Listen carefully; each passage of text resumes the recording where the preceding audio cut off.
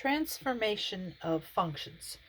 So I have a function here at the top. It's just a design that I drew, but it is a function. It passes the vertical line test. And I drew it in this way so that I could illustrate how we perform transformations of functions. So this function is called f.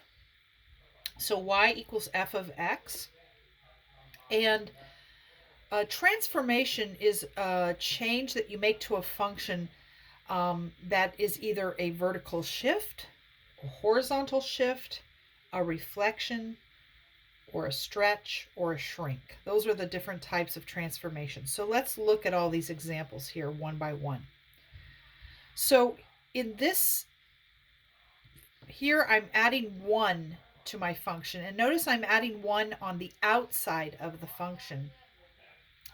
When you add a constant on the outside of the function, it's going to cause the graph of your function to move up however many units you're adding. So since I'm only adding 1, it's going to move up 1 unit. So this point is moving up. In fact, each point on the graph moves up 1 unit. So you can see a shift has taken place in upward by 1 unit. Here I'm subtracting 1 on the outside of the function, so it's going to shift the graph down by 1 unit. Notice now I'm adding 1, but inside the function. So when you add a constant inside the function, you are shifting to the left or to the right. In this case, we're adding 1, so I'm shifting left 1 unit. And here I'm subtracting 1, so I shift to the right 1 unit. It's really opposite what you would think. You would think, well, this is a negative, and I'm going to go in the negative direction. But actually, when you subtract 1, you go 1 unit in the positive direction. Okay? And it's a horizontal shift, so it's left-right. So here I am multiplying by -1, so that's a negative out front there. And that means I'm going to reflect my function across the x-axis. So all the y values that were positive are going to become negative, and all the y values that were negative are going to become positive. So this gets shifted down here, or reflected, I should say, and this one is reflected up here. Now, the horizontal shrink. This is when you multiply inside the function by a constant.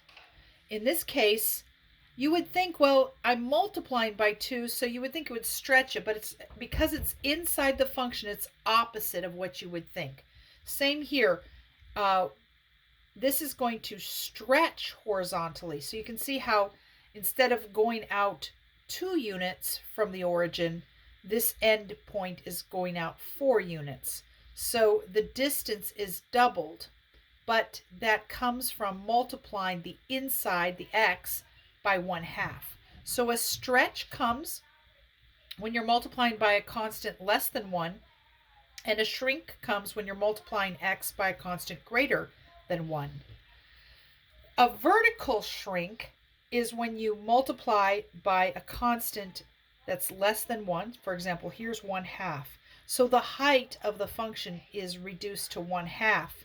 So this point stays the same, it stays put, but instead of going up to the 1, it goes up to 1/2, and same in this direction.